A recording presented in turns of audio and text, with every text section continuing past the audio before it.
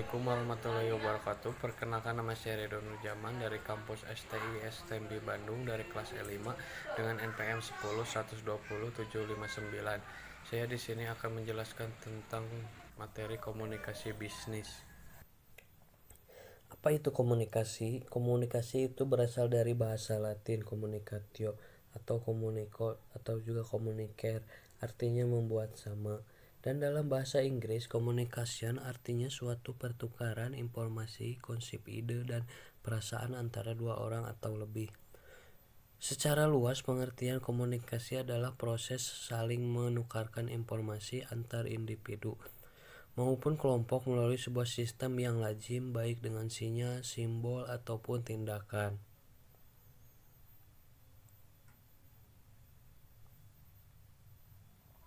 Selanjutnya ada jenis-jenis komunikasi.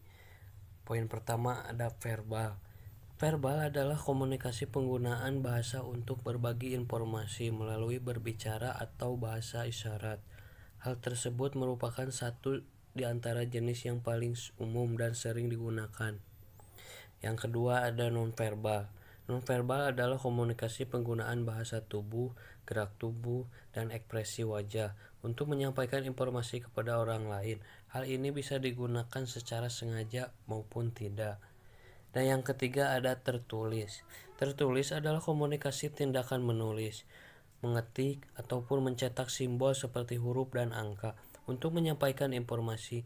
Menulis biasanya digunakan untuk berbagi informasi melalui buku, pamflet, blog, surat, memo, dan lainnya. Dan yang terakhir ada visual. Visual adalah komunikasi tindakan menggunakan foto, seni, gambar, sketsa, bagan, dan grafik. Untuk menyampaikan informasi, visual sering digunakan sebagai bantuan saat berpresentasi.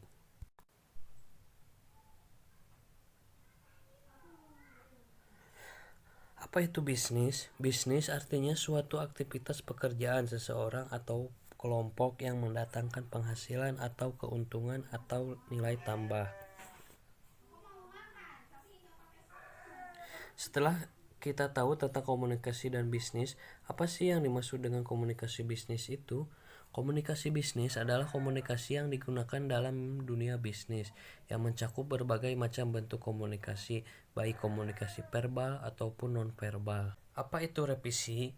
Revisi adalah sebuah kegiatan peninjauan kembali terhadap sebuah informasi atau bacaan yang bertujuan untuk mendorong dilakukannya perbaikan terhadap objek yang direvisi tersebut.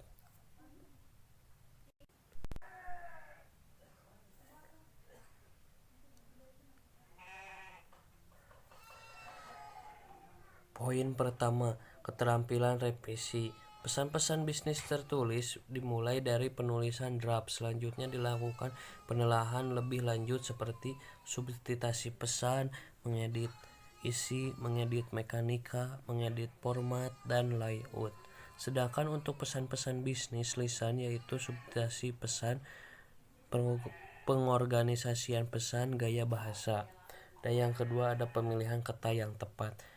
Pemilihan kata yang tepat perlu diperhatikan. Pada saat pemilihan kata yang tepat, kita harus memilih kata yang sudah familiar atau dikenal, kata yang singkat, dan hindari kata yang bermakna ganda. Dan yang terakhir ada membuat kalimat yang efektif. Kalimat efektif adalah bentuk kalimat yang dengan sadar dan sengaja disusun untuk mencapai informasi yang tepat, yaitu meliputi 3 jenis kalimat, seperti kalimat sederhana, majemuk, dan kalimat kompleks.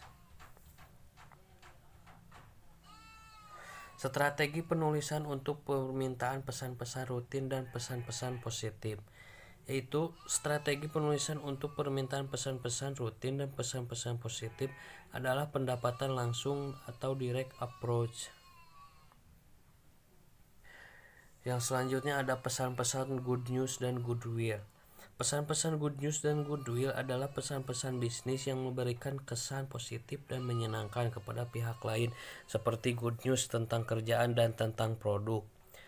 Pesan goodwill adalah perasaan yang positif yang mendorong untuk tetap menjaga hubungan bisnis lebih baik.